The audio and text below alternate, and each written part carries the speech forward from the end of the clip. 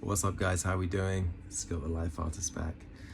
Man, I thought I'd pick up the phone today, make a video, and speak about, let's get this off my phone, and speak about people pleasing, man. And that people pleasing, I realize, is one of the worst things you can do for yourself and other people. Let me explain. I had someone, a client, I won't mention names, and basically this person struggles to help themselves, and I have experienced that in the past, of course, and now I'm more willing to be kind to myself, to give to myself. So when you start to give to yourself, you start to take more chances on the unknown. It's like you feel more neutral vibration to explore, and then you just do the process, do the action, and as a result, you find yourself in these new situations. It's like the overflow of abundance you want to give. So I kind of gave it a special treatment and met with her a couple of times, because usually all our clients are virtual. And anywho, basically it didn't go down well. I created some genius shit, just good shit to move forward, practical stuff that works, and it was just rejected. And they chose just to focus on problems, nitpicking, OCD, all that kind of stuff, and I totally get that. I've had that myself, but I realized after the couple of meetings, I was like, this person isn't responding. They're not willing to submit to the flow and just kind of follow the golden rainbow. This works, it's work for other people, it will work for you. Just be neutral, just be an adult. And then I walked away, and then you kind of feel like you failed because you failed someone. But in reflection, I realized that you have to kind of give people the cold shoulder or the boundaries, and then give them the equipment so they can then teach themselves. Because I think some people are more underdeveloped when it comes to the self, when it comes to the mindset. And as a result, they need a bit of a demon. They need to find their inner demon. They need to be able to do it for themselves. Because you can be all angelic and giving, but a lot of the time it can just be to get them out the door, to get them out of the way. When I'm not about that, I'd rather there be some stiff air, some awkwardness, and some natural self-love and dignity, and then share, be a demonstration. For that person must become independent. You have to become independent to some degree so you can get on with life. Otherwise, you're always going to be blaming Ma and Da about this and that, and then projecting Ma and Da onto other people, and that can go on your whole life.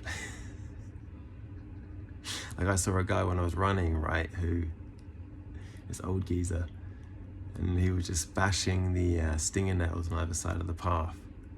He'd gone full-blown senile and gone to war, and it was just awkward and hilarious.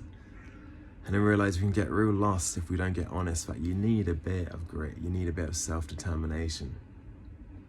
And when people are cold to you, when they've got boundaries, I don't mean too cold to the point of being all even killed and shut off, all hard, but I mean people have self-respect. You can't puke up on them and trash them around for too long and they just cut you off. As it should be, right? You should cut people off if they're being very, very negative, because, well, they're just kind of ruining your life and ruining their own. And when you step up, when you become a bit of a demon in yourself, you fucking grow some hard balls, you realize that, man, like, people do need cold love sometimes and truth, and how people say no. And I remember good old Elliot Hulse, who I love, good old Elliot Hulse. He spoke about how you have two swords. You have yes and no. And your yes is equal to your no. You got to make sure they're both not wobbly. If you got a wobbly no, then you're going to be surrounding yourself with people who just want to kind of take advantage, and they kind of drain your energy. And you might feel like you're helping them, but in reality, I don't think you really are. I don't think you really are, because you're kind of going to be sad, frustrated. Like, a lot of people who are like angels, they get very frustrated. They get angry, a lot of pent-up passive aggressiveness, because they think it's wrong just to say, fuck you right now, I love you, but fuck off. I'm gonna have to leave you alone for a couple of weeks, and then we'll see where we're at. Sorry, I got a dry mouth.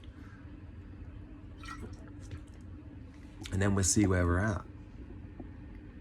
See, that's honest, that's being fatherly, that's being loving.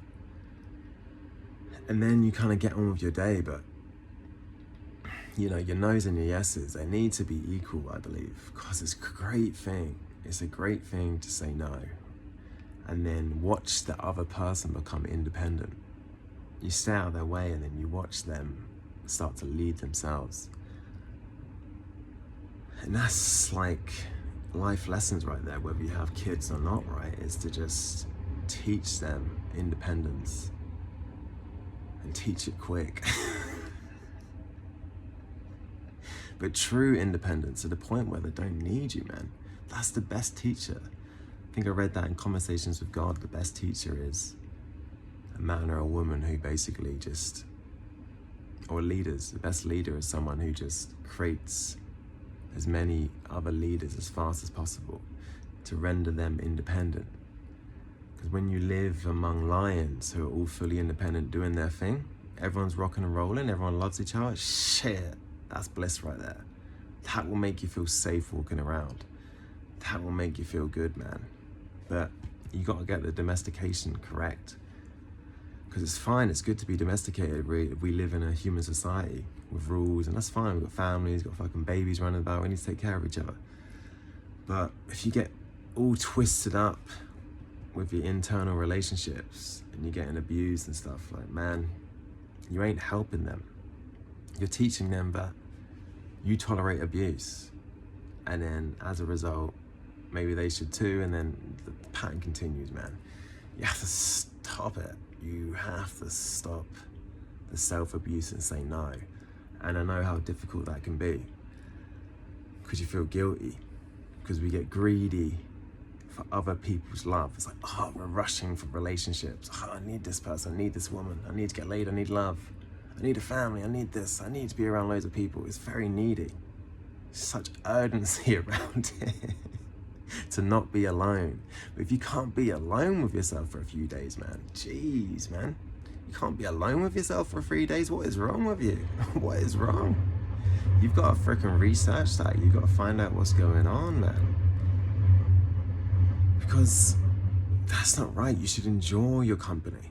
But that comes through being damn honest with yourself and being kind to who you are. Not rejecting yourself every day because your mum or fucking da said you can't do this or that 20 years ago. Come on, man. Or some religious nut from 4,000 years ago, and so you agree, but your gut and your heart tell you otherwise. Come on, man. You got one life, you might as well live it. You might as well find out and bring some originality. That's why I love making these videos, man. Because, hang on. I'm original, I speak from the gut, which is very rare, very, very rare. So I trust, you know, you're appreciating this video. Anyway, make your no as powerful as your yes, and stave off things as well. Let the air be a bit fiddly. Like when I fell out with my freaking parents a few years ago, in the end, it turned out rosy. Our parental-son relationship is much better than it's ever been, because I'm more myself. I appreciate them for who they are, and I don't have any expectation of what they need to be for me anymore, because I've dropped the expectation upon myself of what I need to be for them. And you can have much better time. They're more like freaking, what are they? Buddies? They're sort of like these old geezerish buddies, your parents, in the end. Old lot buddies. Rather than being scared to challenge them, right? But you realize you don't need to challenge them verbally. Not really. I mean, I had to get it out, and I understand. People have to slay the dragon, you have to get the anger out. Fair enough. Set your stage, do what you need to do. But after a while, when you mature a bit, you realize my vibration is already a challenge to them. Me being a total goofball, being fun and lawless is already a challenge. A rebel is already a challenge. I could be light about it, I don't need to make a big deal. And anyway, that's all I really have to say. So God bless. Remember, your no is just as clean and dirty and nasty as your freaking yes. All right, God bless you.